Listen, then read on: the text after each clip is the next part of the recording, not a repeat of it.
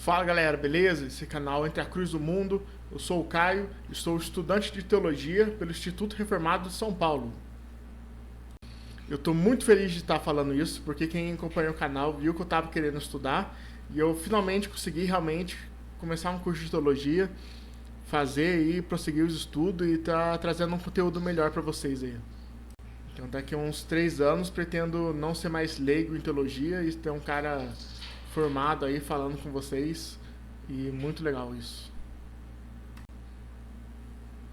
Mas como nem tudo são flores, eu tenho coisas para dizer aqui. Se dá uma força no canal, clica nos links que eu vou deixar na descrição, dá uma ajuda. Se for comprar alguma coisa pelo Mercado Livre, pelo Shopee, abre pelo meu link e compra, porque eu tô voltando a gravar com esse microfone aqui, ó. Porque eu tenho esse outro microfone aqui, certo? Aquele de lapela, mas que eu colocava aqui, certo?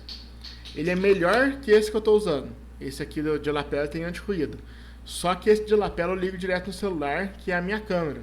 E a minha câmera, ela é ligada no PC aqui como wireless, né? Ou coisa do Wi-Fi. Só que ela fica falhando e aí você vê que a câmera tá travando. E aí dá essas travadas e trava o áudio junto. Aí eu perdi alguns conteúdos, inclusive algumas palavras importantes que eu falava nos vídeos, às vezes cortava. E aí ficava um negócio muito ruim. E tipo assim, enfim. Então assim, o ruim não é o microfone que é ruim. O microfone de lapela ele é muito bom. Só que a conexão entre o celular e o PC, como é sem fio, ela é muito ruim. E aí eu vou estar usando esse microfone aqui que é inferior, mas pelo menos eu não perco o áudio. Beleza? E ele não tem anti-ruído, então às vezes fica um chiado no fundo. Né? Eu gravo com meu filho atrás, às vezes o barulho dele fica mais intenso, certo? O de lapela ele é bem melhor, só que como a conexão entre o celular e o PC é ruim, aí fica assim. Eu não consigo ligar o celular, esse microfone de lapela no PC por causa da entrada dele. O USB, essa aqui é a entrada para celular só, né? Essa entradinha aqui, ó.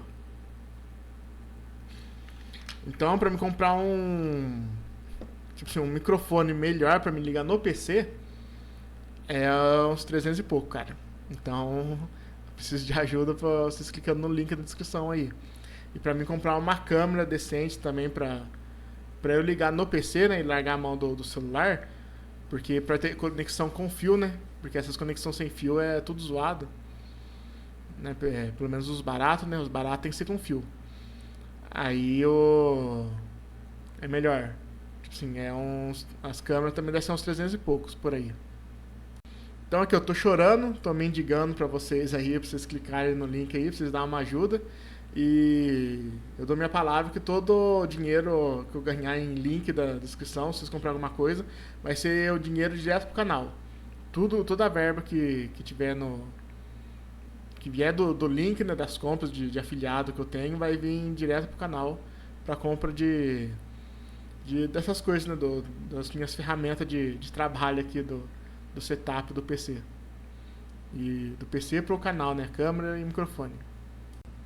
São as duas coisas que eu preciso mais, né? A câmera e o microfone. Você vai ver que hoje tá bem ruim, cara.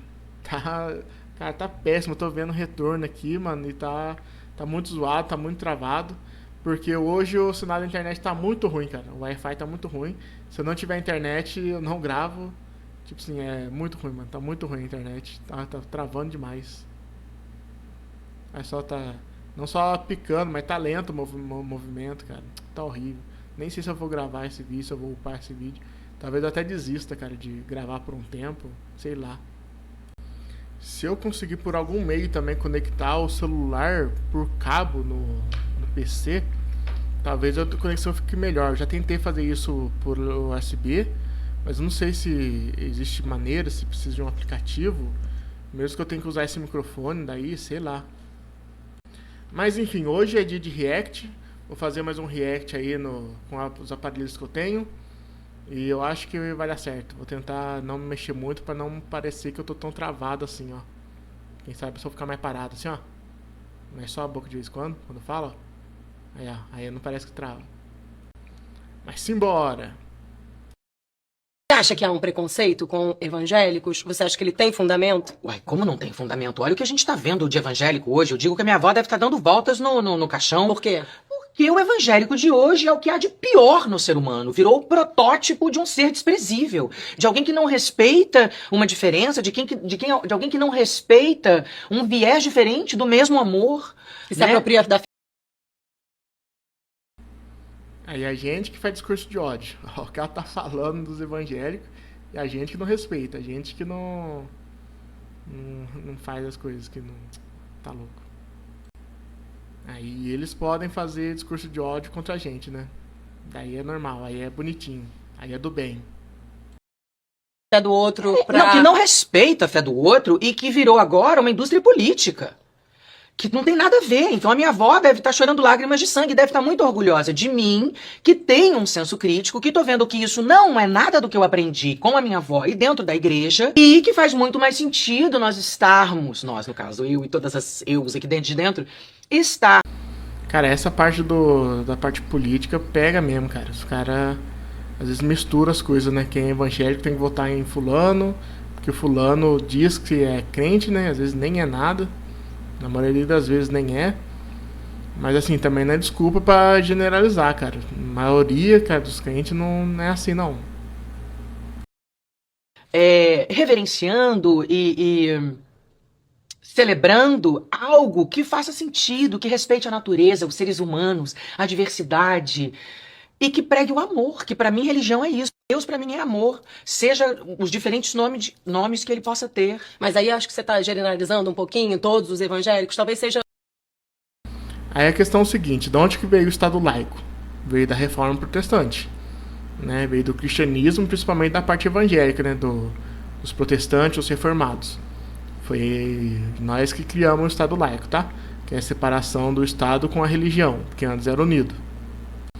E outra coisa, a gente costuma respeitar o próximo, amar o próximo, só que a gente discordar não é desrespeitar, né? Tipo, se a gente falar que tal atitude é pecaminosa, não é que a gente não quer que a pessoa faça aquela atitude, não é que aquela pessoa, tipo, não quer que aquela pessoa exista. A pessoa é livre para fazer o que ela quiser, do mesmo jeito que a gente quer ser livre para falar que aquela atitude é pecaminosa, né? E a gente não pode fazer a nossa religião, impor nossa religião goela abaixo ao próximo.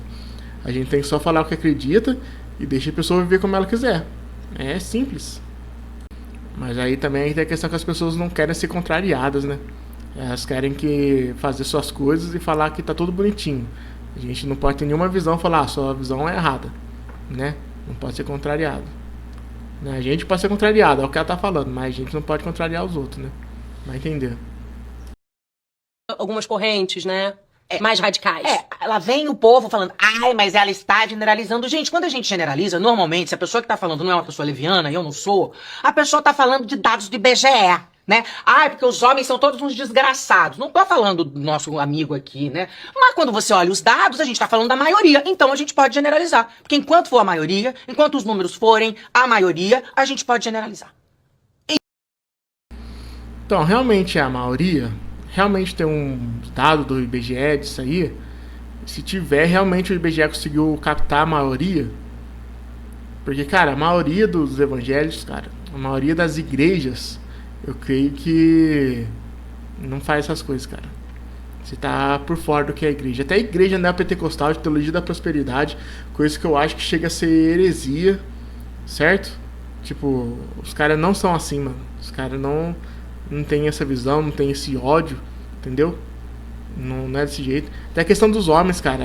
O homem não presta, não tô falando dele, daquele, tô generalizando, porque é a maioria. Cara, a maioria das famílias tem o homem que é o pai da família, cara. Certo? Ainda, se olhar as coisas, a maioria dos homens permanece casados, fiéis e cuida das suas famílias. Os caras que são canalhas, ainda, eu acho que ainda é minoria, porque é poucas pessoas que você vê assim tipo assim, o número é grande de canalhas, só que se você for analisar realmente o número de homens que comparar que cuidam da sua família, dos canalhas, eu creio que os homens que cuidam de suas famílias ainda é a maioria, certo? Que eu vejo muito, cara, por exemplo, na minha família, Vou falar, tipo assim, não vou citar nome. Mas minha família, acho que a maioria, grande maioria, eu tenho que caçar um aqui pra me falar assim, tipo assim, cara, o cara é um mau pai. O cara não presta, tudo mais. Do meu vínculo social, por exemplo, da igreja, eu tenho que. Não sei, tipo, citar nome de ninguém, cara. Tipo assim, que é um canalha, um mau pai de família. Do meu vínculo social das pessoas que não são crentes. Cara, eu vou ter que caçar aqui. Eu consigo pensar. Ó, eu tô pensando em muitas pessoas aqui que são bons pais, boas pessoas de família, bons homens. E não tá vindo, tipo, ninguém na minha mente, sabe? Tipo, de mau exemplo, de canalha. Cara, ou eu estou rodeado de bons exemplos, eu sou uma exceção, ou o dado que ela tá falando é errado, cara. Né? Cara, de todos da minha família, eu consigo pensar de um parente distante que, sei lá, que abandonou o filho e tudo mais. E olha que minha família é gigante, cara. Então, tipo assim, eu não consigo, cara, pensar nisso. Só você falar que a minha família, cara, é fora do padrão e é muito boa, cara. Sei lá. Aí o meu vínculo social, cara, meus amigos, cara, são tudo gente boa, cara. Não tem nenhum cara que eu falo. Assim, se uma menina chegar pra. Ah, tô namorando um amigo seu lá, o que você acha dele? Cara, eu ia falar, cara, vai fundo, mano. Se o cara é meu amigo, o cara é firmeza. É lógico que tem conhecido, colegas, que daí eu já não posso pôr a mão no fogo, que é meio ruim, né? Não que o cara seja ruim, mas é a questão da confiança de você pôr a mão no fogo, né? E aí a questão do seguinte também, seu vínculo social. Quem são as pessoas que te rodeiam?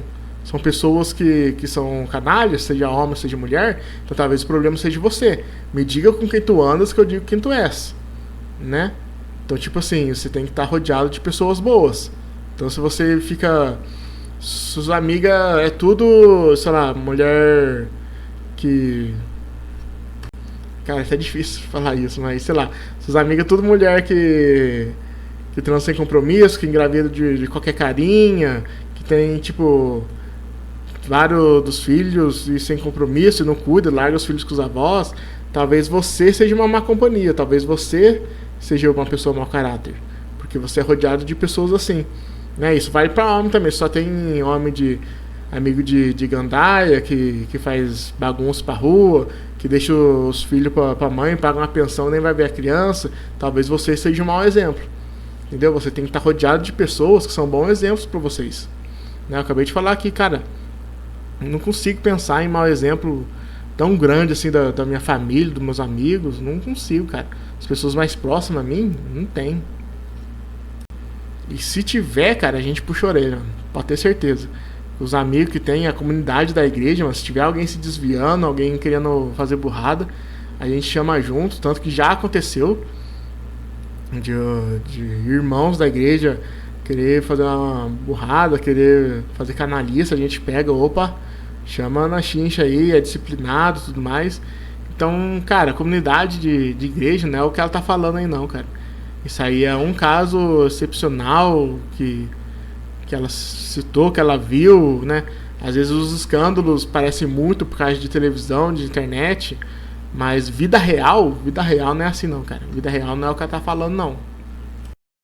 E a maioria dos evangélicos hoje, de tudo que a gente vê na televisão, é uma raça que, de amor, de Deus, de Jesus Cristo, não tem nada. E caguei pra vocês. Porque eu tenho lugar de fala, eu sou evangélica. Achou ruim? Come menos. Não vou ele encher meu saco. Ai, adoro. gente, maravilhosa. Adoro, dou resposta, bloqueio, acabo com a vida. Não, só que fútil que ela falou no final. Né? Ah, falou mesmo, se não gostou, não sei o que. Isso é a postura na pessoa decente, a pessoa que você deve seguir, que você deve se aconselhar. Tipo, só que postura fútil que ela teve no final. E aí, eu sou evangélico, então muda de religião, cara. Não tá bom pra você? Muda de religião. Ué. Se o seu vínculo social, se a igreja que ela frequenta é assim, cara, eu lamento. É uma coisa excepcional. As igrejas não costumam ser assim. Tem pessoas ruins nas igrejas? Lógico que tem, toda igreja tem. Mas a maioria, o grupo que tá lá na igreja, normalmente ele tá lá para ser melhor. As pessoas são ruins e vão lá procurando melhorar, para a glória de Deus. Aí fala que ainda, evangélico tem lugar de fala, é xinho todos os evangélicos. E aí o que a Bíblia fala? A Bíblia fala pra gente falar bem dos nossos irmãos. Que é tipo assim, se for pra falar alguma coisa, fale bem, fale a coisa boa. Às vezes tem coisas ruins que você pode falar do seu irmão, isso aí você não fala, você deixa no seu coração, você trata com o seu irmão, né? Mas as coisas boas você deve dizer a público, né? Falar publicamente. Aí isso aí, ela não é exemplo de cristã, né? Essa atitude arrogante aí. E a realidade não é essa. Ela só tá querendo mitar, lacrar, esse tipo de coisinha aí. Que a realidade cristã, a realidade dos evangélicos não é essa, cara. Ai, ai. Bem que os caras, às vezes, que faz react, falam que estressa um pouquinho, porque essas coisas estressam mesmo. Mas vamos pro próximo. Não se torne presbiteriano antes de ler Confissão de Fé de Westminster, Catecismo Maior de Westminster, Breve Catecismo de Westminster. Por que eu digo isso? Porque você não deveria se tornar presbiteriano se você não concorda com os símbolos de fé, ou seja, com as doutrinas que a igreja crê. Se você não concorda com eles, tá tudo certo. Você não é automaticamente excomungado da igreja de Cristo. Você só não é presbiteriano e tá tudo bem. Você pode ser um monte de outras coisas. Você pode ser batista, você pode ser congregacional, você pode ser reformado sem ser presbiteriano. Não importa, você só não vai ser presbiteriano. Então, antes de se tornar presbiteriano, leia os documentos que a IPB confessa. Veja se você concorda com eles, estude eles. Tenta entender o ponto deles, não vai armado também, tenta entender. Se você concordar, seja bem-vindo, vem ser feliz, que a gente é, show de bola. Não sei se deu pra ler porque tá pequeno aqui, mas tem uma pergunta ali que ele faz. Na verdade que ele tá respondendo, né? Vamos ver se eu deixo aqui. Ali a pergunta, ó. Começando a frequentar uma IPB, né? A Igreja Presbiteriana do Brasil. Gostaria de indicações do que ler e do que ouvir, e etc. Então, assim, ele está respondendo a pergunta da pessoa, né? Que a pessoa deve ler a confissão de fé para ver se ela deseja ir para presbiteriano, né? Respondendo. Mas eu quero argumentar aqui, que se você frequenta a presbiteriana ou deseja frequentar a presbiteriana, não necessariamente você precisa ler esses documentos. Cara, eu já folheei esses documentos, né? A gente estuda um pouquinho. Mas pegar pra ler, pra ver se eu concordo com tudo, eu só sou presbiteriano se eu concordar com tudo, isso aí é mentira, cara. Mentira. Porque eu descobri recentemente, eu não sabia, que na Confissão de Fé, ou no Catecismo, não me lembro na onde, nem sei onde tá, a Igreja Presbiteriana se posiciona contra anticonceptivos, né? Anticoncepcional, algumas coisas do tipo. Porque você deve ter quantos filhos Deus te dá. Certo? E assim, cara, eu discordo disso plenamente, nem sabia, eu achava que a presbiteriana nem acreditava nisso, certo? Mas parece que tá lá nos documentos, não sei se é do manual da igreja, mas parece que tem uma coisa assim. E eu discordo. Por exemplo, também, coisa que aconteceu, uma doutrina que mudou em 2010, tão recente, né? Que é sobre a imagem da Trindade, você não poder representar a imagem da Trindade com alguma figura, né? Tipo assim, fazer um desenho de Cristo, tem um desenho de quadrinho, uma revistinha de criança, não pode ter a imagem de Jesus, né? A presbiteriana, ela tinha, antes de 2010, ela tinha uma pomba simbolizando o Espírito Santo na sarça ardente, que é aquela folhinha, né? O pessoal brinca que é alface, né? Mas aquela folhinha, símbolo da presbiteriana, é a sarça ardente, e aí tinha um desenho de uma pomba no meio, certo? Que era bem sutil, eu nem sabia que tinha. Aí mudou depois de 2010, por causa que colocaram essa doutrina. Aí mudou o símbolo da presbiteriana para que é hoje. Daí eu lembro que eu perguntei por que mudou o símbolo, né? Porque colocaram uma imagem lá do símbolo. E aí o pastor falou, porque tinha uma pomba no meio, que representava o Espírito Santo, e agora não pode mais. Aí eu falei, mas tinha uma pomba, né? Nem reparei. Conversando com os irmãos da igreja, também os outros nem tinham reparado, cara. Ninguém sabia que tinha uma pomba. Até o pastor falou, pra você ver, né? É uma coisa que ninguém se importava, que ninguém coisava nada. E decidiram tirar por frescura, cara. E aí, tipo, eu não concordo. Eu acho que você pode fazer a imagem desde que você o adore, né? Inclusive, eu tô fazendo um curso de teologia e uma das matérias foi essa, né? Sobre idolatria. E aí o pastor citou que não se pode fazer a imagem de Cristo, né? Da Trindade em si. E aí eu comentei sobre a serpente de bronze, que era uma imagem que até poderia representar a Cristo, né? Que Jesus falou que assim como a serpente de bronze foi levantada, o Filho do Homem também. E aí as pessoas olhavam para aquela serpente e era curado. Aí depois de muitas gerações lá começaram a adorar essa serpente, aí Deus foi lá e mandou destruir, e foi destruído. Para mim, o pastor ele respondeu que a serpente não era representação de Cristo, e sim da bandeira e tudo mais. Aí tudo bem. Mas mesmo assim, para mim, se você tem uma imagem, não é o problema. O problema é você adorar aquela imagem. Quando começou a adorar a imagem, aí tem que destruir. Para mim é essa a visão. Então eu discordo da igreja presbiteriana dessa forma. E eu não me acho menos presbiteriano por causa disso. Não acho que eu devo mudar de igreja, não acho nada. Eu só acho que foi uma doutrina errada. Não é uma... Pra mim chega, se for pegar muito no pé disso, chega até a legalismo, sabe? Que é você colocar regra sobre regra e pegar, tipo, ser muito rígido com regras assim e tudo mais. E é muito legal esse negócio da teologia, porque o pastor me respondeu, né? O professor, né, de teologia me respondeu. Ele argumentou, eu até posso concordar com ele que talvez não seja representação... Aí, trava-língua. Que não seja representação de Cristo, a serpente de bronze. Porém, para mim o problema é a adoração, porque a serpente de bronze foi destruída só quando adorada, e não quando as pessoas olhavam para ela e era curado. E outra também, isso mudou no Supremo Concílio de 2010. Então quer dizer que antes não tinha esse problema, tanto que tinha representação do Espírito Santo na sarça. E aí mudaram em 2010. Certo? Então, tipo assim, 500 anos de história, mudou o negócio em 2010, mais que essa doutrina já existia em outras igrejas.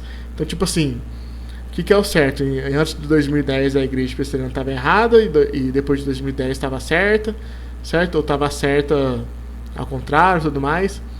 Então, tipo assim, então as pessoas que concordavam com aquilo tem que mudar, entendeu? Tem todas essas questões. Então, se você discorda de alguns pontos do catecismo, da profissão de fé, desde que não seja pontos essenciais, cara, eu acho que você pode ser presbiteriano à vontade. Inclusive, certo? Quando eu participei de um curso da profissão de fé, mesmo já tendo professado, e aí o pastor levantou questões que, tipo assim, se você não concorda com a igreja presbiteriana, mas quer ser membro de lá, porque que é uma igreja bíblica, gostar da pregação e tudo mais, gostar dos irmãos, você pode, desde que você acate as decisões, certo? E desde que você não crie intriga com isso. Por exemplo, ele deu o exemplo do pastorado feminino. A igreja presbiteriana do Brasil não tem pastora, não tem pastorado feminino. E mulher de pastor lá não é pastora. Beleza? Lá só tem pastores ordenados homem. Mulheres podem servir a liderança da igreja de outra forma, né? Com sociedades internas e tudo mais. Elas podem pregar, podem ensinar, pode fazer qualquer coisa que o membro comum faz, menos as coisas que só o pastor faz. Aí eu perguntei o seguinte, falei, mas se eu concordar com o pastorado feminino e querer ser membro da igreja presbiteriana no Brasil, isso tem algum problema? Daí ele respondeu que não, que você pode sim concordar e ser membro da igreja presbiteriana do Brasil, mas você tem que ter a consciência de que a igreja presbiteriana do Brasil vai ensinar contra o pastorado feminino e que se for uma mulher ser membro da igreja e querer ser pastora, ela nunca vai ser, e seria ruim ela começar a pregar isso dentro da igreja, porque pode ser uma possível divisão e tudo mais. Aí ele até citou, existem outras igrejas que aceitam o pastorado feminino, talvez seja melhor você ir para lá e tudo mais, né? Então tem essa questão, você pode discordar? Pode, mas você tem que ter consciência que lá dentro vai ensinar essas coisas. É só uma observação que não sou a favor do pastorado feminino. Lógico que se tiver pastor por aí, não acho que ela é menos crente por causa disso, não acho que o fiel é menos crente porque na sua igreja tem uma pastora. Eu só acho que a minha visão teológica, o mais certo é o pastorado masculino. Mas enfim, eu posso até citar outras histórias, né, do Iago Martins, por exemplo, que chegou um visitante na igreja e perguntou para um senhor lá, essa igreja é reformada? Daí ele falou, eu acho que sim, reformaram o teto esses dias, né? E, tipo assim, as pessoas, às vezes, elas não têm conhecimento teológico, do tipo, assim, dos rótulos, né? De, igreja reformada, calvinista e tudo mais. Ela só vai numa igreja que prega a palavra de Deus, quis ser membro daquela igreja, ela foi acolhida pela comunidade, e só, cara, ela não tem conhecimento de catecismo, do manual da igreja. Eu mesmo sou presbiteriano antes de existir o manual da presbiteriana. Depois que lançaram o manual da presbiteriana, cara, eu tenho aqui, consultei uma coisa ou outra, mas nunca peguei pra ler assim, o manual da presbiteriana. Eu nem me importo, pra falar a verdade, cara. Porque eu sou crente e é isso aí. Eu não me importo com essas coisas, cara. Eu acho que tem coisas muito mais importantes que isso, né? Não que você pode estudar essas coisas, talvez seja legal pra você, mas tipo assim, se você não quiser, não tem importância não. O que o cristão deve fazer, cara, é 2 coisas: ler a Bíblia e oração. O resto vai caminhando. Essas coisas, relacionamento com Cristo. Você lê a Bíblia para Deus falar com você e você ora para você falar com Deus. Esse é o relacionamento básico. As outras leituras de teologia, né, de manuais, de catecismo, essa aí fica em segundo plano. Primeiro, leitura bíblica. É isso. Bora pro próximo. E a gente às vezes confunde fé com articulação teológica, tá? Se a minha articulação teológica ela não sofre desafios do próprio texto bíblico, isso significa que a minha teologia é perfeita. E se a minha teologia é perfeita, eu sou Deus. Então, se faz muito tempo que o texto bíblico não confronta as suas ideias, cuidado. Fui para o seminário e perdi a fé. Qual? Se foi a fé na coisa errada, muito bem. Seminário comprou seu papel. Exato. Se era fé na mentira, que bom. Se era fé que o cara que fala profecia não erra porque ele é inspirado por Deus, que bom que você perdeu essa fé, porque essa fé era numa bobagem. E todos nós precisamos de lapidação nas nossas ideias, nas nossas convicções intelectuais, nas nossas articulações da fé. Porque uma coisa é a nossa fé, o nosso relacionamento com Deus e a convicção de que Ele nos escuta, nos ama, nos salvou, fez a sua obra redentiva, prepara uma nova Jerusalém que vem, encarnou, morreu, ressuscitou ao 3º dia. Uma coisa é essa convicção que faz-me arder a alma. Isso é fé. Outra coisa é a minha capacidade de articular isso em palavras, fazer sentido dessas coisas. Essa sempre vai precisar de refino. Até que Cristo volte, até que eu esteja na presença dele. Essa sempre vai precisar de lapidação. E se eu perder a fé na coisa errada, que bom. E mais, se a minha fé na coisa certa fortalece porque eu me dispus a passar pela jornada intelectual, que bom. Cara, Victor Fontana é muito bom, cara.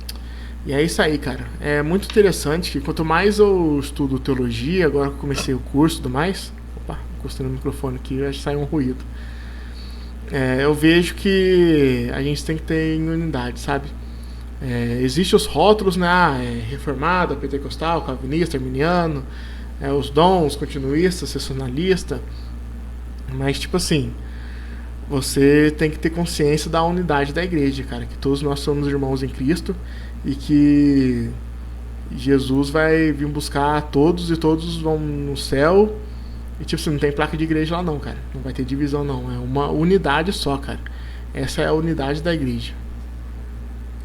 E eu tento, cara, não me prender em rótulos, sabe? Tipo assim, eu sou reformado, calvinista e os outros que não pensam igual a mim não prestam. Não pode ser assim, cara, não pode. E eu até nem me vanglorio mais, sabe, por ser reformado, calvinista, e achar que isso é uma coisa boa na questão de, tipo assim, ser melhor que o outro, sabe? Tipo assim, os calvinistas que são bons. Cara, tem muita coisa boa no pentecostalismo, sabe? Muita coisa boa nas outras igrejas, em igrejas metodistas, né? Tipo wesleyana. E é isso, cara. A gente tem que ter as ideias confrontadas, sabe? A gente tem que ler o texto, aquilo tocar nosso coração, aquilo nos revelar coisas novas e às vezes confrontar aquilo que a gente já acredita. Às vezes você é tão convicto de uma teologia que você não vê fora do aquário, sabe? Você não vê fora das 4 paredes. Você vê que tem vida lá fora, cara. Tem igrejas, cara, pentecostais que são fervorosas, não no sentido de exagero, mas são fervorosos realmente, com o coração aquecidos por Deus, sabe? E ao contrário também, sabe? As igrejas pentecostais olharem para a igreja reformada e ver que existe um povo fervoroso, um povo firme, certo? Que não é tão escandaloso, né? Tão exagerado, né? Mas que é um povo centrado na palavra de Deus, um povo que tem o coração firme nas promessas do Senhor, certo? Então, tipo assim, eu acho que a gente tem que caminhar para isso, para a unidade da igreja, caminhar junto, começar a ver que as nossas divergências teológicas não são tão grandes, né? A gente vê Atos 2, estava um monte de gente reunida lá, um monte de gente que pensa diferente, com teologia diferente, com nações diferentes, mas o que a Bíblia diz? diz que eles estavam reunidos lá porque eles tinham tudo em comum. Mas como assim tudo, cara? Eles tinham muita diferença, né? Como eu acabei de falar, eles eram de nações diferentes, de línguas diferentes, mas eles tinham tudo em comum, porque tinham Cristo. E Cristo é nosso tudo, sabe? Tudo que importa é Jesus. E se nós temos Jesus, então nós temos tudo em comum. É essa que é a ideia. Então, cara, a igreja é uma só, sem placa de igreja. Não existe isso, cara. E é muito interessante, cara, quando eu estudo assim, né? Por mais que eu estudo no Instituto Reformado, eles trazem outras visões também para explicar explicar o posicionamento, né? Por que a igreja reformada se posiciona assim e por que as igrejas pentecostais se posicionam de outra forma. E até outras igrejas, por exemplo, o catolicismo, por que eles se posicionam de outra forma e por que existem seitas, né? O que é a diferença de divergência teológica para heresia. Eu consigo entender que, tipo assim, muita coisa é questão de interpretação, cara. É questão de você ler o texto e conseguir interpretar, porque existem muitas pessoas que têm o mesmo nível de escolaridade, por assim dizer, né? Tipo, mestrado e doutorado em teologia, e mesmo assim elas discordam por causa da questão da interpretação, até mesmo dos textos originais. A gente acha que, tipo assim, a pessoa do hebraico, do grego, vai saber mais, mas você vai ver que mesmo as pessoas que têm, sabe, o hebraico, o grego, e estudam na fonte do original do texto, elas vão ter divergências. Então, desde que essa divergência não quebre um princípio básico do cristianismo, principal, né, Bíblia, Trindade, salvação, e umas coisas do tipo assim, então tá tudo bem a gente divergir. Só não pode entrar em heresia. É muito interessante também que eu, como eu disse, estou estudando no Instituto Reformado, mas existem muitas outras pessoas que estão estudando lá também, e pessoas de outra igreja fora da presbiteriana, pessoas que são pentecostais, e elas estão aprendendo e crescendo muito lá, cara. É muito legal ver essa divergência, sabe, esse coletivo de pessoas que pensam diferente, que estão estudando lá. Eu já disse anteriormente também que eu discordei de um dos professores, e tá tudo bem. Cada um tem sua visão. É lógico que eles ensinam um foco, uma linha de você fazer uma boa hermenêutica, né, que é uma boa interpretação bíblica, né, uma interpretação bíblica correta e coerente, mas existem alguns textos que dão linhas diferentes de argumentação, né? Por exemplo, são as linhas possíveis de interpretação. Por exemplo, existem 3 linhas possíveis e aí as pessoas tomam um tipo de rumo e um posicionamento. Né? Agora, se as pessoas tomam uma 4ª linha, uma 5ª linha que já beira a heresia, aí beleza, a gente tá errado, a gente combate. Mas, cara, estando numa interpretação possível do texto, isso é livre para você interpretar e crer no que você quiser, desde que não fira os princípios básicos da Bíblia, do cristianismo, né? A gente tem que ter consciência disso também, né? Que existe o básico, a base do cristianismo, e o resto é só pilares, né? Só doutrinas que são importantes, mas são secundárias, né? Então, por exemplo, tanto o calvinismo como o arminiano são crentes. Agora, o cara que é pelagiano já é heresia. Aí a gente combate. Entendeu? Eu não acho que nós temos que combater outros tipos de coisa. A gente pode ter um posicionamento, mas acreditando que quem pensa diferente é irmão.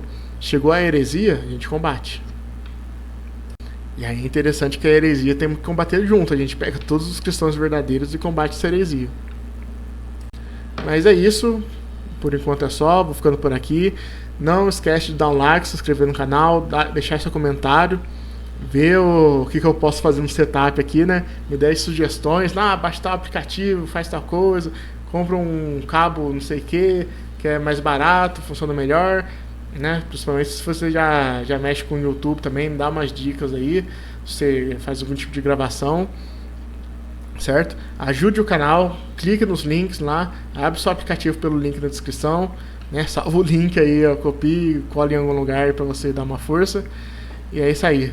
Tudo que eu conseguir arrecadar do canal vai ser gasto no canal. Então é isso aí. Deus abençoe e até a próxima. Fui.